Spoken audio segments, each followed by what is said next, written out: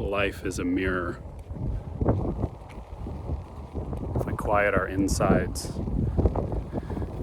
we can start to see that what's happening around us is actually just a reflection of what lives inside of us. I'm sorry if this is a little windy.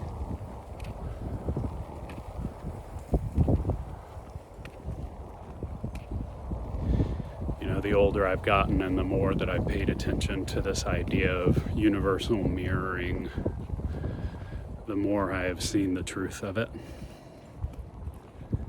It's fascinating. So I want to talk about this idea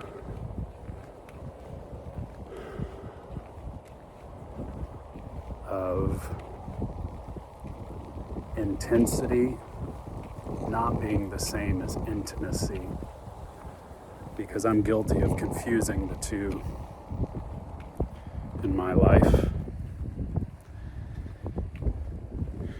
And there are pretty serious consequences for confusing these two things. The reason that we typically confuse intensity with intimacy is because we have a internal unchecked belief that if we are not intense and in rapid pursuit of something, we might lose it. And actually, and ironically, we cause ourselves to lose it with that posture. And I've been realizing this in my life, in lots of different ways, but specifically through romantic relationships. I have recently discovered that my inner child shows up to relationships very, very intensely. And this can express itself in a lot of different ways. It can be writing a song for a partner. It can be things that are great in relationships. Words of encouragement, touch. It can be a lot of different things, but inside of me, it's coming from a posture of lack. Now, you can do all these same things that I just mentioned and be coming from a place of abundance. It's more being accountable to yourself. And I know for me, I've often shown up in relationships from a place of lack, from a place of fear. And that fear and that belief that there's scarcity in connection, scarcity in intimacy, so I need to be intense to lock it down, might give a false sense of intimacy at first, but eventually when everything levels out,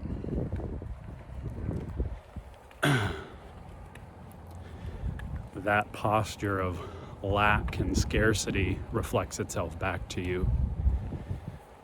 And that false sense of intimacy typically falls apart. Now that can happen, that can affect your relationships by attracting people that are not in alignment to you. It can also impact your relationships where if you're in a relationship with someone who is a good fit for you, just causing unnecessary disconnect. And either way, you pay a price for that inner belief of scarcity. And the intensity has a cost. A good analogy of this that I think is helpful is, look how pretty this guy is, it's nuts. A good analogy of this is pornography. Pornography is a quick hit like a drug. We are all sexual beings, and it can be an enticing way to get a need met very quickly without having to go through the normal channels of life.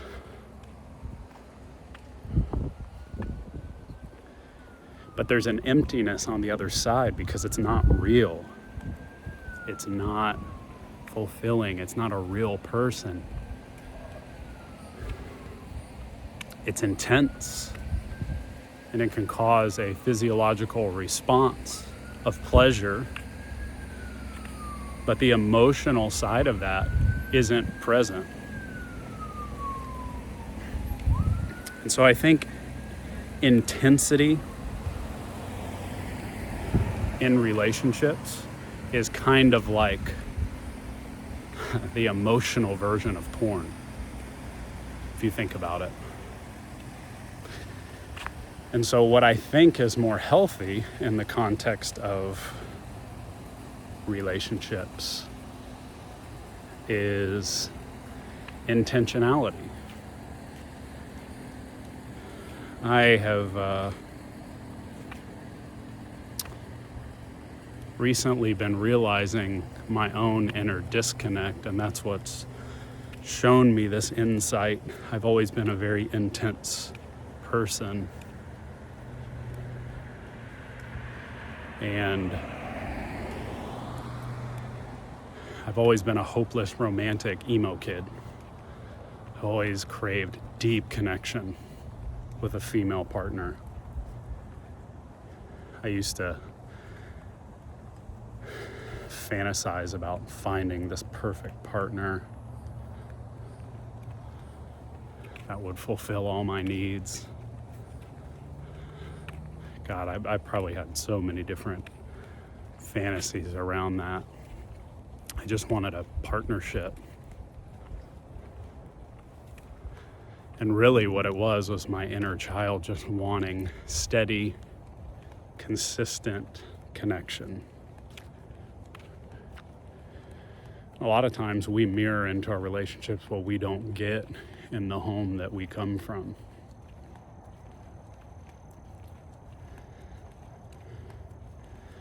And this is not an indictment on my parents.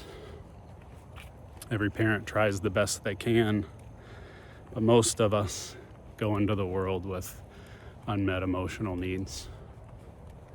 And we have to kind of figure out the journey on ourselves and learn through experience where we're not whole. And I have this inner child that's very, very intense. And he's continued to be that way because the response that he has gotten from women in relationships is very positive. But my pattern in relationships is to dive in really quickly and really intensely, and then for some reason or another, they fizzle out later. And after that happening for a while, I eventually had to kind of start looking at myself and saying, maybe this isn't about my partners. Maybe this is me. Why am I manifesting relationships that start hot and heavy and then end? And most of them I end and I kind of emotionally check out. And I've realized recently in a relationship with a person I love deeply that I have a disconnect in myself. I have this inner child part of me that wants to dive quickly into connection. And I have these other protector parts of me. We all have different parts inside of us, and I'll talk about this in another video, but some of those protectors aid the wants of that inner child and are pretty creative and good at getting his needs met. But then other protectors, we call those managers, other protectors kind of stand off to the side with their arms crossed, having to compensate for the intensity of this inner child that wants connection so bad, this intense inner child. And eventually what happens in every relationship is that that skeptical protector with his arms crossed in the corner looks for reasons for the relationship to not meet the need of the inner child. And eventually it happens because no one can meet your need perfectly. And then the disconnect. And the solution is to resolve the disconnect in those inner parts. Maybe slow down. And that's what I've been doing recently, is realizing that I can meet the needs of the inner child. I can comfort him. I can be curious about why he has this belief that if he doesn't anxiously jump into connection, it could go away. Because that's not a product of my current world, maybe a little, but it's a product of my inner beliefs that have been crafted over years and years, that are a combination of my personality, of childhood environment, and lots of other things. But the point is, the more that I work with this child and sit with him, the more calmer he becomes and the more integrated my inner world is. And I can stop putting that pressure on partners and relationships to fill these voids. So what has really become apparent to me is that if it's intensity that's kicking off a relationship, I need to be really curious, because what I really want is not intensity, because actual intimacy takes time. It takes intentionality. It takes integration in yourself and really getting to know someone.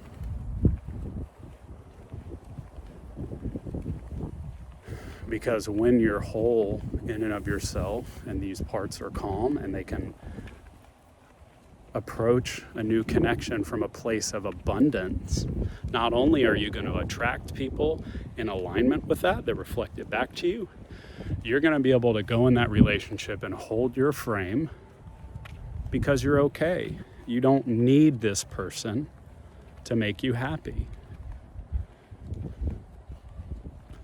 You already are happy. You're happy whether the relationship is present or not. And so you get to show up from a place of abundance.